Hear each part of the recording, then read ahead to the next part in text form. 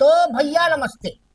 हम हैं करमवीर और आप देख रहे हैं चकल्लस। तो भैया, पुलवामा में आज ही के दिन 14 फरवरी 2019 को घटना घटी थी। आतंकवादियों ने विस्फोट किया था जिसमें हमारे 40 जवान शहीद हो गए थे।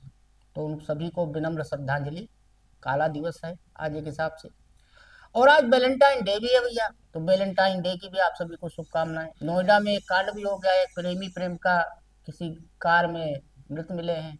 तो भैया, 4 लाइनें हैं कि लफ्जों के इस्तेमाल में बदलाव करके देख। लफ्जों के इस्तेमाल में बदलाव करके देख। तू देख कर ना मुस्कुरा, बस मुस्कुरा के देख। तो भैया, आज हमें नेहरू चचा याद आए रात में। पंडित नेहरू। तो वो भी गुलाब गुलाब लगाते थे। तो वैलेंटाइन डे है तो हमने कहा चाचा नेहरू से ही शुरू करते हैं। उनकी तस्वीर वस्वीर लिए भी एक वो है, गिरिराज सिंह, जिनको हिंदी बोलना शुद्ध नहीं आता, अंग्रेजी तो दूर की बात है। और लेके पोस्टर वोस्टर संसद में जब घूम रहे थे तो लग रहा था जैसे पंडित नेहरू को भी चुनाव हरा के सीधे संसद में आए हैं। इतना खुश थे। एडवीना का बता रहे थे, किसका किसका बता रहे थे। तो हमें चचा नेहरू रात में सपने में आए। तो नेहरू जी 75 साल जिए। उसमें से 58 साल अंग्रेजी हुकूमत से लड़ते हुए उनके बीते। और 17 साल वो आजाद भारत में रहे बतौर प्रधानमंत्री। और उनको दुनिया से खर्च हुए। हमारे एक लखनऊ में बैंकर हुआ करते थे, केपी सक्सेना। तो जब कोई किसकी मृत्यु हो जाती थी वो कहते थे दुनिया से खर्च हो। तो जब पंडित नेहरू दुनिया से खर्च हुए, वो दिन आज का दिन कुल मिला के 62 साल हो गए। मगर रोज उनकी चर्चा होती है। तो चचा नेहरू ने रात में हमसे पूछा तो हमने कहा पंडित जी ये बताइए, तो कुछ तो बात रही होगी आप में जो रोज आप जिंदा हो रहे हैं।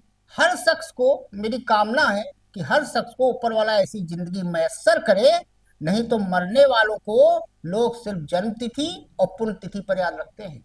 पंडित नेहरू में वो क्वालिटी थी कि चाहे ना चाहे रोज प्रधानमंत्री मोदी से लेकर उनके जितने कारिंदे हैं सबको उनका नाम लेना ही पड़ता है। हमने कहा बता दें आपको। अब भैया, कल मोदी जी ने वो शुरू किया अपना सेवा वाला सेवा तीर्थ। तो सेवा तीर्थ में जो पहली फाइल साइन की थी वो हमने आपको बताया था कल, कि अगर सड़क हादसे में कोई मर गया तो 1.5 लाख रुपया।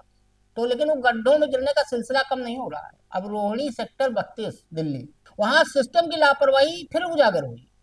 अब 3 दिन में सोचिए, तीसरा कांड था ये। खुले मैनहोल में गिरकर एक बार पहले बिरजू की मौत हुई, ओके, खुद 2 दिन बाद उससे करीब 200 मीटर दूर खुले नाले में एक युवक फिर गिरा।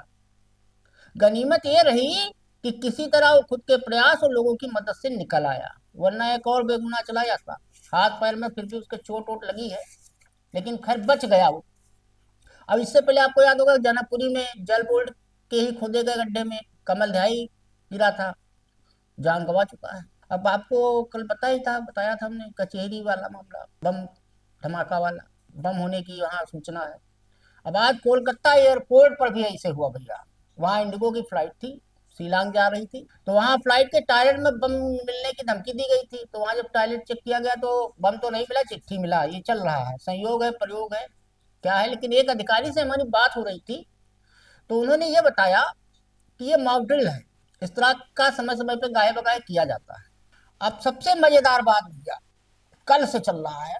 एक कहावत कही जाती है अपने हिंदी में कि सूत ना कपास जुलाहम लट्ठा मिट्ठा। हुआ क्या कि राहुल गांधी ने एक वीडियो शेयर किया। 17 किसान नेताओं से उनकी मुलाकात हुई थी गुरुवार को। तो उन्होंने कल एक वीडियो शेयर किया था कि जल्द ही किसान आंदोलन में पूरा इंडिया गठबंधन जुटेगा। और राहुल गांधी ने पूरा एक बाकायदा लिखा है, उनके एक सैंडल पे पड़ा है, आप जाके देख सकते हैं। भारत सरकार जो ट्रम्प ताऊ के साथ डील कर रही है उसमें एक सेल्फ गोल कर गई पीयूष गोयल। वैसे सेल्फ गोल करने में तो इनके यहाँ सब मास्टर है। वो चाहे निशिकांत दुबे हो, निशिकांत दुबे हो संसद में कर गए थे सेल्फ गोल। तो कहिए जगदम्बिका पाल ने उनको बचा लिया। जब उन्होंने कहा था इसको ऑथेंटिकेट करो, राहुल गांधी तैयार हो गए थे ऑथेंटिकेट करने को। तो पीयूष गोयल ने सेल्फ गोल क्या कर लिया।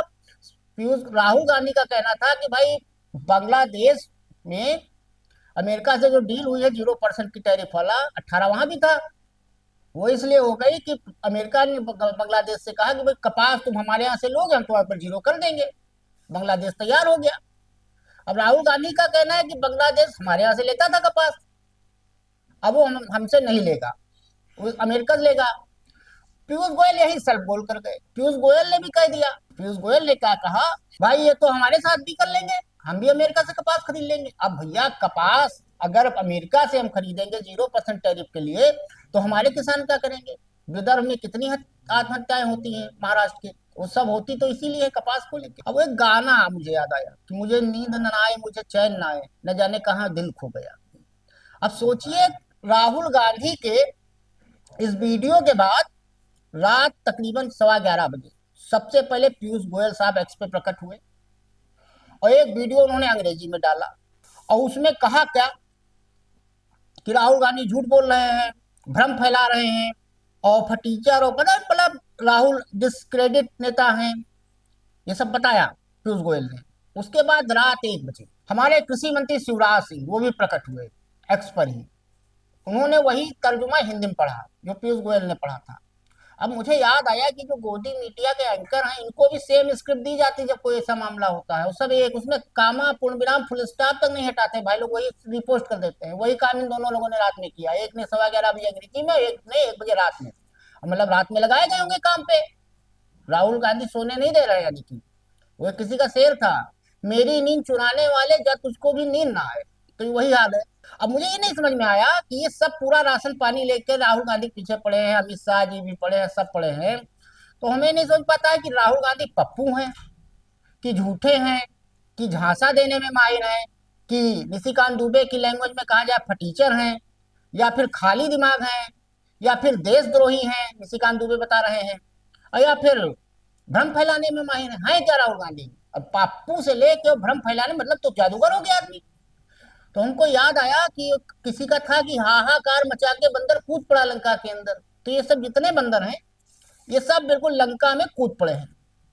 अब मुझे याद आया, मोदी जी एक बार 3 किसान मिल रहे थे, जब फंस गए तो उन्होंने कहा लगता है मेरी तपस्या में कोई कमी रह गई। अब आज तक नहीं पता चला फिर वो तपस्या क्यों नहीं कर रहे हैं कि वो जो कमियां थी खत्म हो जाए, और किसान लोग फिर जुट गए हैं ट्रेड डील वाले मामले में। दूसरा, मोदी जी ने ये भी कहा था, महाराष्ट्र आप जाइए तो वहां एक बोर्ड लगा रहता है जहां सड़क उड़क पे काम चलता है, काम चालू आहे, तो कहे थे कि ऑपरेशन सिंदूर जारी है। अब हम समझ नहीं पा रहे, जारी है तो कहाँ जारी है? सिंदूर का पेड़ लगाए थे मोदी जी, उसका बड़ा वीडियो जो जारी हुआ था वही जारी है, कौन सा जारी है? गार्ड नो, तो समझ में नहीं आया मुझे। अब भैया, एनडीटीवी भी बहुत महान है, जब से प्रणव राय से खरीदा है अडानी ने, तब से उसमें काम, बड़े बड़े कांड हो रहे हैं। अब एनडीटीवी के एक एंकर है पंकजा जोशी, तो भाजपा के प्रवक्ताओं से ज्यादा वही डिफेंड करने लगी भाजपा को, एपस्टीन फाइल वाले पे। उन्होंने 2 हाथ आगे जाते हुए भाजपा प्रवक्ता से कह दिया कि एपस्टीन जो था, जेफरी एपस्टीन, वो पावर ब्रोकर था, पैसा वो उसी से कमाता था। और हरदीप पुरी प्रेस कॉन्फ्रेंस में कह रहे थे कि वो जो लड़कियां थी, जो 8 साल 10 साल की लड़कियां थी, उनको कह रहे थे अंडर एज वुमन। अब हरदीप पुरी तो यूपीएससी टॉपर रहे हैं, राजदूत रहे हैं, अब वो वुमेन और लड़कियों में अंतर नहीं जान पा रहे हैं, दुख की बात है।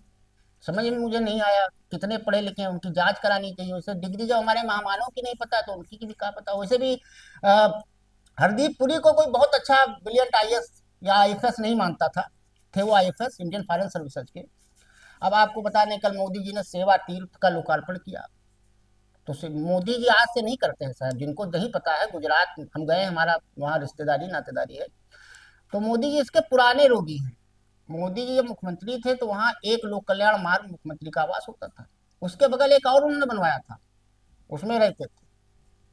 तो भैया सेवा तीर्थ है, फिर उसको उन्होंने 7 रेस कोर्स रोड को बना दिया लोक कल्याण मार्ग और कर्तव्य पथ। और वहां पे लिखवाया क्या है सेवा तीर्थ में, नागरिक देवो भव। अब कौन सा नागरिक वहां पहुंच पाएगा, ये तो भगवान ने जाने, एसपीजी से लड़ फिर के। हमें तो नहीं उम्मीद है कि कोई नागरिक वहां पहुंच पाएगा। और मोदी जी आज असम गए, और मणिपुर जल रहा है। पवन खेड़ा ने ट्वीट किया कि अगर असम गए हो तो बगले में है, टिकट उकट भी एक पे ट्वीट किया पवन खेड़ा ने कि भैया हम भेजे दे रहे हैं, चले जाओ। और नागरिक देवो भव लिखवा तो उन्होंने दिया, लेकिन भैया बताओ, मणिपुर जल रहा है, किसान आंदोलन में है, गड्ढों में मौत हो रही है, हाफ इनकाउंटर हो रहा है, एपस्टीन फाइल चल रही है, ट्रम्प की डील हो रही है, और आप वहां लिखवा रहे हो सेवा तीर्थ में अतिथि देवो भव। और आपको बता दें 1200 करोड़ रुपए में बनकर तैयार हुआ है सेवा तीर्थ, और उसमें 2 हैं बिल्डिंग। तो सेवा तीर्थ 1 में प्रधानमंत्री बैठेंगे और सेवा तीर्थ 2 में कैबिनेट सचिवालय होगा और सेवा तीर्थ 3 में अजीत डोभाल का ऑफिस होगा। ऐसे दो और बन रहे हैं, कर्तव्य भवन और कर्तव्य भवन 2। ये नॉर्थ ब्लॉक और साउथ ब्लॉक वाले उठा के आएंगे इसमें, जो सेक्रेटेरिएट है और जितने मंत्रालय है वो आएंगे। मतलब इसकी लागत कुल आई है ले दे के 1179 करोड़ एल बना रही है। अब बताओ, मोदी जी कल जब भाषण दे रहे थे सेवा तीर्थ के उद्घाटन, बता रहे थे अंग्रेजी मानसिकता का था, 90 साल से था वहां पे, इसलिए हमने हटाया। ये हम समझ ही नहीं पाते। मोदी जी का कौन सा योगदान हो, तो पैदा भी नहीं हुए थे जब देश आजाद हुआ था, आजादी के कम समय में। और उनके पुरखे जो आरएसएस वाले हैं, उनको भी हमें नहीं लगता कभी उन्होंने कोई यूज किया हो। अब भैया बगल में पीएम आवास भी वही बन रहा है, तो हमारे दिमाग में आए सेवा तीर्थ जो है, तो सेवा तो चलो ठीक है, हमारे टैक्स के पैसे से सेवा तीर्थ बन गया 1189 करोड़ का। और मेवा कौन खाएगा? मेवा जानते हैं कौन खाएगा? तेल अंबानी का, कोयला अडानी का, और टैक्स अतिथि देवो भव का, नागरिक देवो भव का। उनको मिल भी गया है अंबानी को वहां का काम। तो भैया एक चीज आपको हमें बतानी थी, मणिपुर नहीं जाएंगे मोदी जी, वो तो नहीं जाएंगे तो पक्का बात है। बगल में चूंकि असम में चुनाव इसलिए चले भी गए। मणिपुर के बच्चों के बीच एक ड्राइंग कंपटीशन हुआ, बहुत विचलित करने वाली खबर है। मेन स्ट्रीम मीडिया में कहीं नहीं मिला, मैं बड़ी देर से खोज रहा था, वो मुझे कहीं मिल गया था इंडियन एक्सप्रेस में। तो एक ड्राइंग कंपटीशन हुआ, उनसे कहा गया कि मन में जो भाव हो वैसा आप चित्रण करो। तो मणिपुर के बच्चों ने, आपको बताएं, जो चित्र बनाए बड़े हृदय विदारक हैं। मोदी जी को देखना चाहिए, मोदी जी को बड़ा शौक है चित्र लेने का। बताते हैं मुझे इसलिए, उनको किलो में गालियां मिलती है। धरती का पहला महामानव मिला हमको जिसको गाली किलो में मिलती है, तो उल्टा कौन है हम नहीं समझ पाए। तो बच्चों ने जो बनाया उसमें झोपड़ी में आग लगी है, कोई AK-47 लिए खड़ा है। मतलब उन बच्चों के दिमाग में हिंसा भर गई है, मैतेई हो चाहे कुकी हो। अब कौन दुनिया भर में घूमता रहता है, ये सब लोग जानते हैं। मोदी जी हर जगह घूम सकते हैं, लेकिन मणिपुर जाने में उनको बहुत डर लगता है, उनकी हिम्मत नहीं पड़ती है। उन बच्चों ने जो चित्र बनाए हैं वो जोरदार तमाचा है। अब ज्ञानेश कुमार के खिलाफ भी 9 मार्च से जो अगला बजट का सत्र होगा, हो सकता है कि आ जाए अविश्वास प्रस्ताव, महाभियोग। अब गलत परंपरा की शुरुआत कर रहे हैं। अब मोदी जी क्या कहते हैं, मणिपुर नहीं जाएंगे, वहां के बच्चे बचाइए, ऐसे ऐसे चित्र बना रहे हैं कि अब मोदी जी कहते हैं कि अब 50 लाख नई पीढ़ी के लोगों को राजनीति में लाएंगे। और मणिपुर के बच्चे जो ये हिंसा का चित्र बना रहे हैं, इनका भविष्य क्या होगा? जब ये जवान होंगे तो क्या करेंगे? तो भैया आप चलते चलते आपको बता दें कि एक मुस्तफा सुलेमान है माइक्रोसॉफ्ट के, उन्होंने चेतावनी दी है कि 12 से 18 महीने में व्हाइट कॉलर नौकरियां जो हैं वो खत्म हो जाएंगी, AI खा जाएगी उन नौकरियों को। और 16 से 20 तारीख तक इंडिया में सबमिट है AI पर। तो आप सोच लीजिए कि 12 से 18 महीने हैं, अगर व्हाइट कॉलर धंधा कर रहे हैं। तो मोदी जी हमें लगा है बहुत पहले जान गए थे, लाए भी वही थे, AI डिजिटल इंडिया भी लाए थे। हरदीप पुरी गए थे उसी में तो मिलने, अक्टूबर 2014 में अपस्टीन से। तो मोदी जी ने सही कहा था, भैया पकौड़ा तलने की तैयारी कर लीजिए, AI आपकी नौकरी जो है 1 साल से लेकर 1.5 साल के बीच में खा जाएगी, अगर व्हाइट कॉलर आप नौकरी कर रहे हैं, कंप्यूटर का काम कर रहे हैं, आप डॉक्टर हैं, इंजीनियर हैं, वकील हैं, पत्रकार हैं। तो ये आप जान लीजिए कि आप अपनी व्यवस्था कर लीजिए। तो चलते चलते गालिब की 2 लाइनें हैं कि हुआ है शह का मुशाहिद, हुआ है शह का मुसाहिब, फिरे है इतराता, वागरना शहर में गालिब की आबरू क्या है। तो आज के लिए इतना ही, धन्यवाद।